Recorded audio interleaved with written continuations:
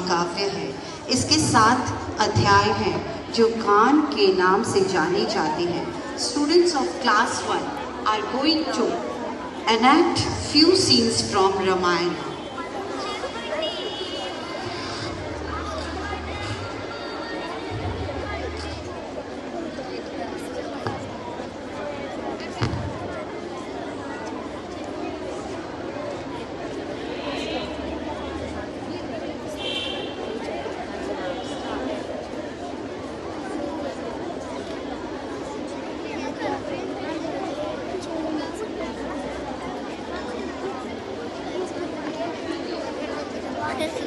जब जब पृथ्वी पर अन्याय का घड़ा बढ़ने लगता है, तब तब ईश्वर धर्म की स्थापना के लिए जन्म लेते हैं और इसी से रचता है एक नया पुराण जो युगों युगों तक मनुष्य को मार्गदर्शन देता है।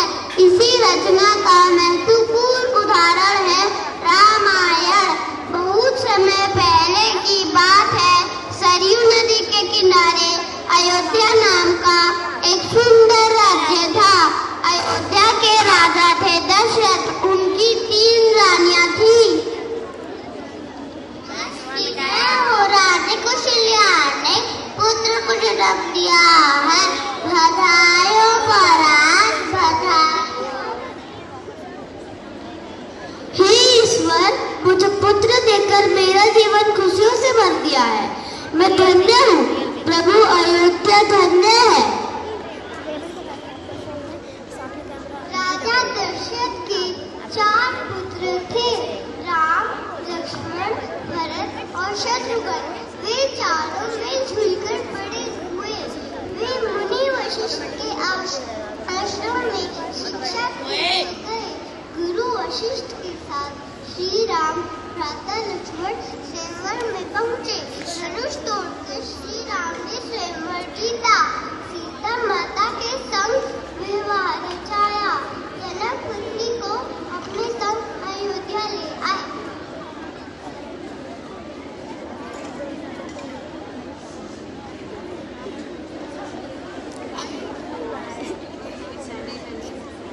जब राजा दशरथ ने राम को राजा बनाने की घोषणा की, तब सभी लोग बहुत खुश हुए, लेकिन रानी कैकेयी खुश नहीं थी। महाराज, क्या आपको याद है आपने मुझे 2 वचन दिए थे? आज उन वचनों को पूरा करने का समय आ गया। देवी मांगिए। मुझे पहला वचन यह चाहिए कि राम को 14 वर्ष का वनवास हो और मेरा पुत्र भरत राजा बने। नहीं देवी, असंभव नहीं।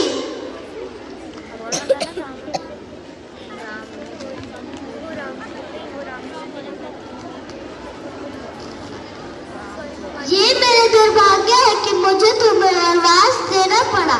मुझे क्षमा करो। ऐसा मत कहिए पिताजी, वन प्रस्थान की आज्ञा दे।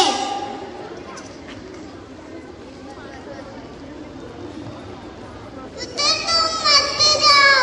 ऐसा मत कहिए माता, 14 वर्ष वन में जल्दी ही बीत जाएंगे।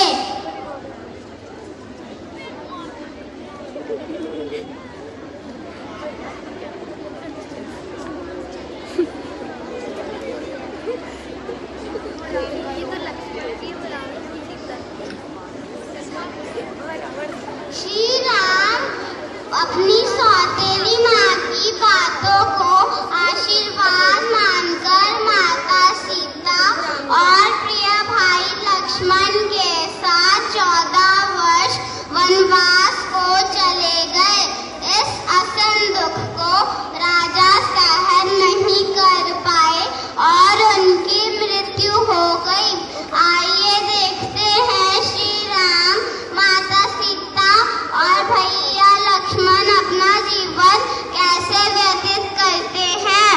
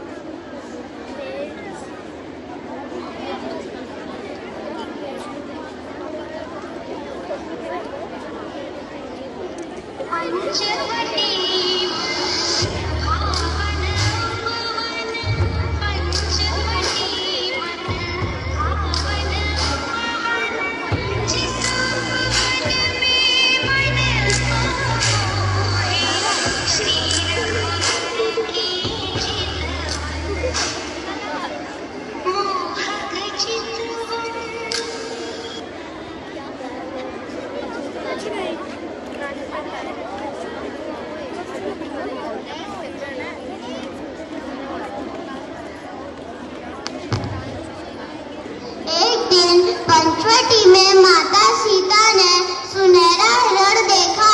रंग सुनहरा मृग अति सुंदर, सीता मन को भाए।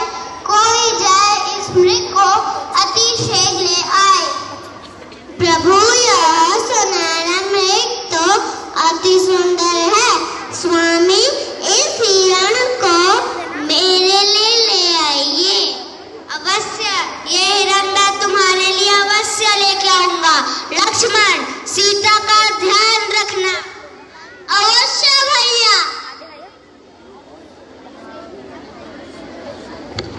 बचाओ बचाओ लक्ष्मण, लक्ष्मण, लक्ष्मण तुम्हारे भैया तुम्हें पुकार रहे हैं, जाओ उन्हें बचाओ।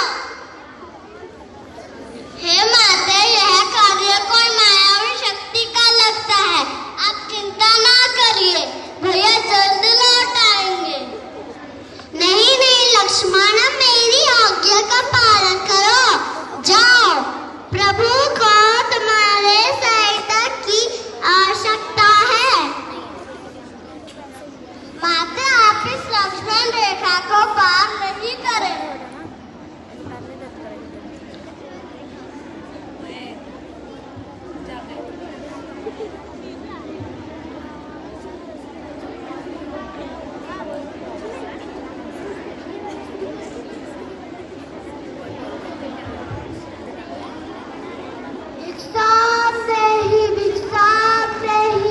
हे मुनिवर, भिक्षा स्वीकार कीजिए।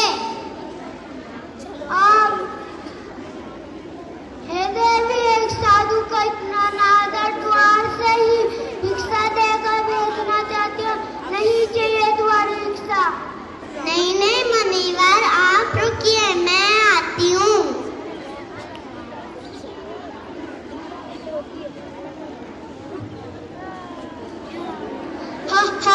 मेरा वन बचाओ बचाओ, भैया लक्ष्मण, प्रभु बचाओ।